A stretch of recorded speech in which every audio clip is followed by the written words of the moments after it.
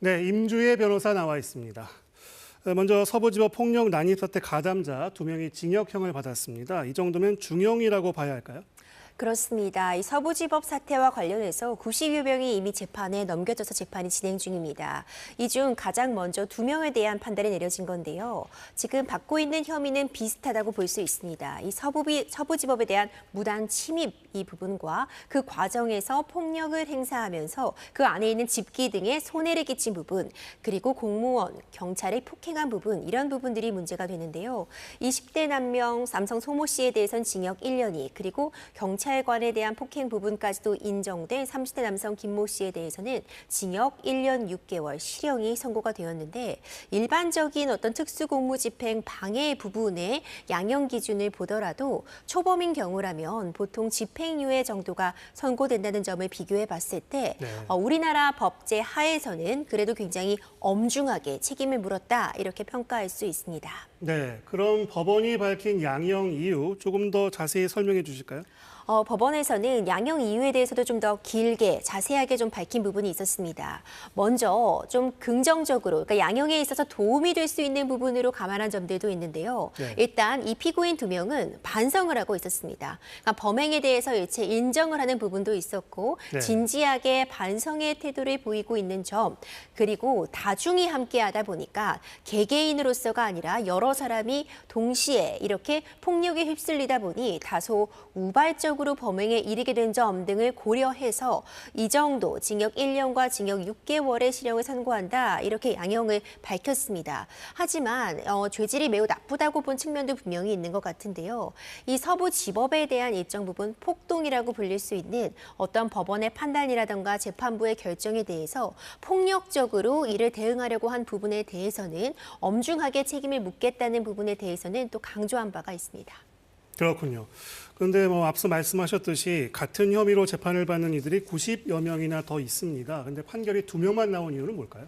먼저 재판이 진행되었기 때문인데요. 기소 순서도 영향을 끼칠 수 있지만 이번 사안 같은 경우 앞서 오늘 판단을 받은 2명은 일단 범행 부분, 본인의 행동에 대해서 인정을 했습니다. 그러니까 이 공소 사실에 대해서 내가 이런 일을 벌였다라는 부분을 인정했기 때문에 비교적 재판이 좀 간명하게 끝났다고 볼 수 있습니다.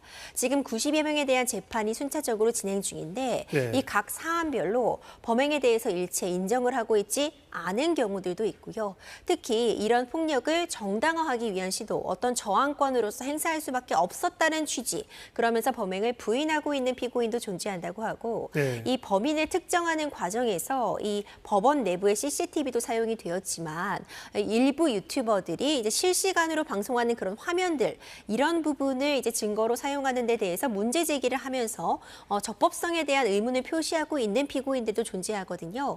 그렇기 때문에 일단 범행을 인정하고 있고 비교적 간명하게 재판이 끝날 수 있는 피고인들부터 선고가 내려졌다고 볼 수가 있습니다.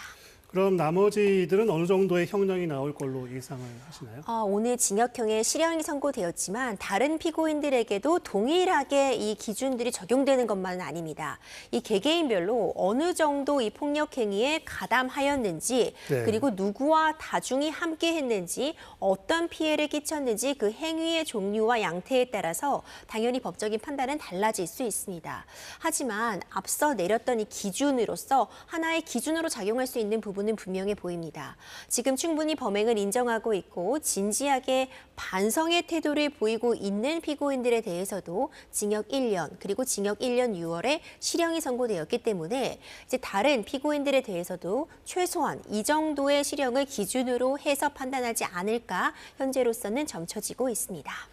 알겠습니다. 그리고 오늘 대법원 청문회도 좀 짚어보겠습니다. 이 증인으로 채택된 대법원장과 대법관들이 모두 안 나왔습니다. 법조계에서는 이 사안을 어떻게 보고 있습니까?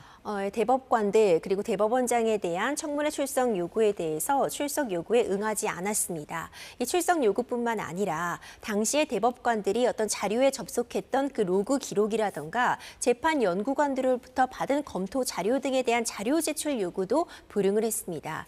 이유는 일단 헌법에 규정되어 있는 사법권의 독립, 그러니까 어떤 재판에 대한 결과를 놓고 법관들의 어떤 신분에 위협을 끼쳐 해서는 안 된다. 사법부의 독립이 주요하게 작용을 했고요. 그리고 재판의 그 과정, 심리는 비공개로 한다는 이 규정에 따라서 출석을 할 수 없다는 부분을 밝혔습니다.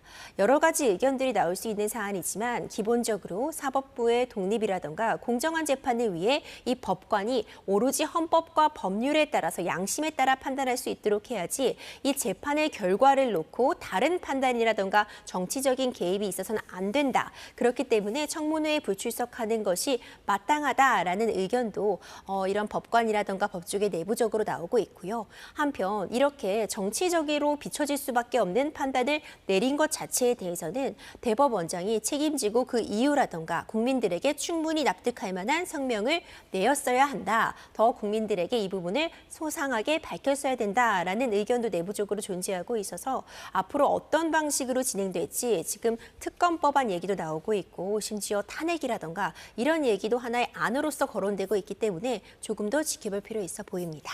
네. 그리고 오늘 청문회에선 윤석열 전 대통령의 형사재판 담당 판사에 대한 의혹이 제기됐습니다.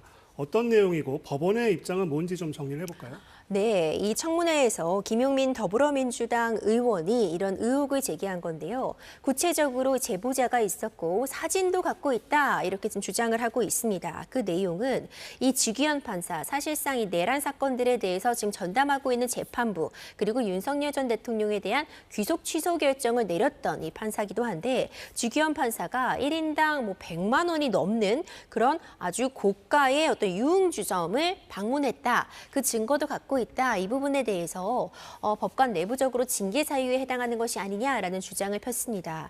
이에 대해서 천대현 법원행정처장은 관련된 부분이 문제가 있다면 자료 등을 주면 내부적으로 어떤 검토를 해보겠다라는 그런 취지의 입장을 밝히기도 했습니다. 네, 또 한 가지 사안 보겠습니다. 이 소환 통보를 받은 김건희 여사가 오늘 검찰에 안 나왔습니다. 사유가 뭔가요? 네, 오늘 소환에 응하지 않았습니다. 불출석 사유서를 제출했는데 기본적으로 그 사유는 지금 대선을 앞두고 있는 상황이기 때문에 어떤 정치적으로 대선에 영향을 끼칠 우려가 있기 때문에 출석하지 않겠다라는 입장을 밝혔습니다. 사실 예측이 좀 가능한 측면이었습니다. 이전에 청문회에 출석 요구에도 응하지 않으면서 이제 건강이 좋지 못하다는 부분뿐만 아니라 현재 이 시점에 대한 언급을 했었거든요. 하지만 계속해서 소환에 불응을 한다면 결국 검찰 입장에서는 강제적으로 대면 수사를 진행하기 위해 체포영장 발부와 같은 카드를 꺼낼 수도 있습니다. 그렇기 때문에 일정 부분 지금 시간을 조금 더 벌면서 이 앞으로 진행될 수사에 대응하는 그런 준비 시간으로 삼을 수 있겠지만 계속해서 소환에 불응한다면은 강제적인 조치에 대한 그런 가능성도 점쳐지고 있기 때문에 빠른 시일 내에 내지는 최소 두세 차례 정도의 소환에 불응한 이후에는 검찰 역시도 체포영장 카드를 꺼낼 수도 있어 보이는 사안입니다. 네, 임주혜 변호사였습니다. 말씀 잘 들었습니다.